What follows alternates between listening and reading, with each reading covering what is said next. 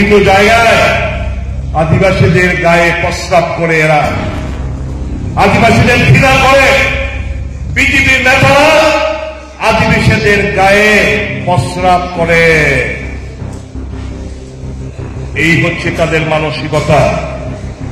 এরা আব্বার কাজ,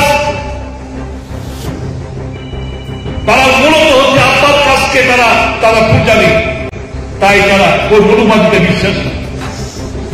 আর আমরা সংবিধানকে বিশ্বাসী, তারা এই সংবিধানকে মান্যতা দিতে চায় না। আর আমরা বলছি এই সংবিধান আপনাদের সকলের রক্ষা কবচ, আমাদের রক্ষা কবচ, আদিবাসীদের রক্ষা কবচ, এসসিদের রক্ষা কবচ, ওবিসিদের রক্ষা কবচ, প্রত্যেককে ভারতীয় নাগরিকের রক্ষা কবচ। এইটাকে আচর আমরা আনতে দেব না। বুকে আঁকড়ে রাখার দায়িত্ব সকলের। কংগ্রেসকে সুপ্রতিষ্ঠিত করুন আপনার বুথে, আপনার কনস্টিটিউন্সিতে।